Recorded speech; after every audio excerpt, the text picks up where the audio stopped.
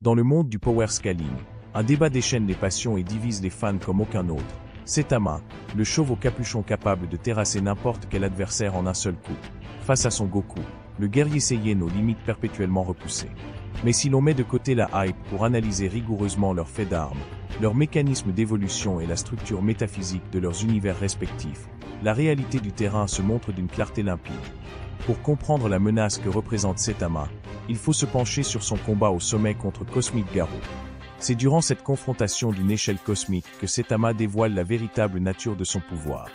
Face à un adversaire capable d'imiter le flux des forces de l'univers, Saitama ne se contente pas d'être fort, il brise son propre plafond.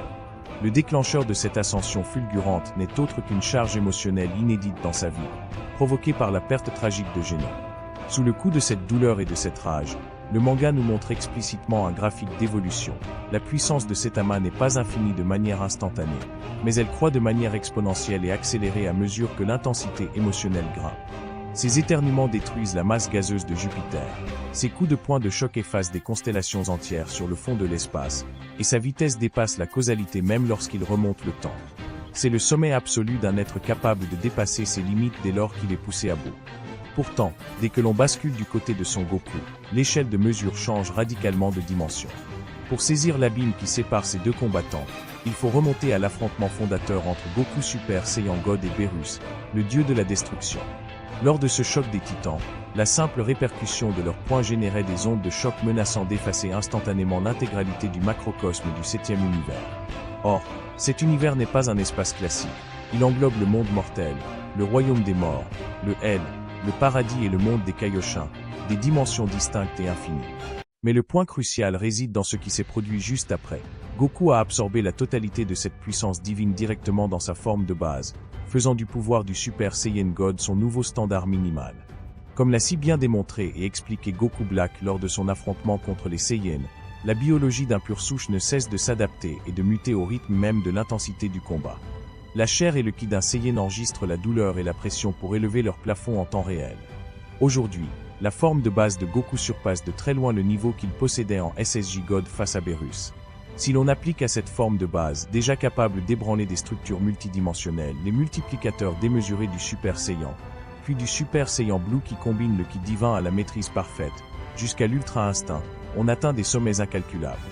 L'Ultra Instinct ne se contente pas d'augmenter la force brute par un facteur colossal. Il accorde au corps une réactivité autonome, une défense absolue et un ki si pur qu'il rivalise avec les entités cosmiques les plus élevées. Analysons maintenant le premier scénario. Un combat à mort où tous les coups sont permis et où l'intention de tuer est immédiate. Dans cette configuration, la différence d'échelle initiale joue un rôle fondamental. Dès le premier coup porté à pleine puissance avec l'intention d'en finir, Goku dispose d'une force d'attaque et d'une vitesse de réaction tellement supérieure à la forme de départ de Saitama que le combat s'achève avant même que le mécanisme d'adaptation de Saitama ne puisse s'enclencher. Face à un coup porté à un niveau capable d'anéantir une structure multidimensionnelle, Saitama est atomisé instantanément sans avoir le temps d'initier sa courbe de croissance. Passons au deuxième scénario, un combat amical.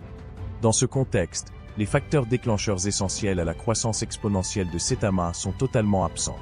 Pas de rage dévastatrice, pas de deuil, pas de haine profonde. Saitama se bat uniquement pour le plaisir ou la compétition. Privé de son booster émotionnel, sa puissance reste stagnante à son niveau habituel. En face, Goku, qui maîtrise des arts martiaux millénaires, la prédiction des mouvements, le Hakai et le déplacement instantané, domine largement les débats. La technique, la maîtrise du ki et la puissance de base de Goku écrasent un Saitama bridé par l'absence d'enjeux dramatiques.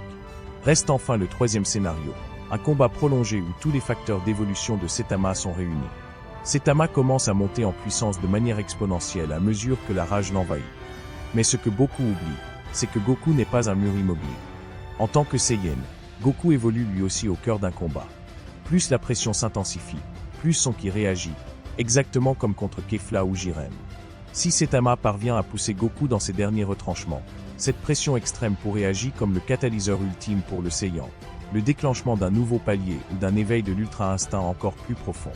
Dans l'univers de Dragon Ball, une nouvelle transformation n'est pas une simple hausse linéaire, c'est l'obtention d'un multiplicateur de puissance gigantesque qui redéfinit instantanément les règles du jeu. Goku comblera et dépassera systématiquement l'écart de puissance avant que la courbe de Saitama ne puisse rattraper le fossé dimensionnel qui les sépare.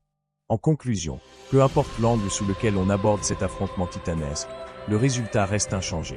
Que ce soit par un blitz décisif en combat à mort, par une supériorité technique et statistique écrasante en combat amical, ou par la nature même des transformations s'ayant capable de dépasser tout rythme d'adaptation en combat prolongé, Son Goku conserve une longueur d'avance absolue. Saitama est le héros ultime d'un univers à limite brisée, mais Goku évolue dans une cosmologie dont le point de départ surpasse déjà le sommet du chauve au capuchon. Dans tous les cas de figure, la victoire revient indiscutablement à Son Goku.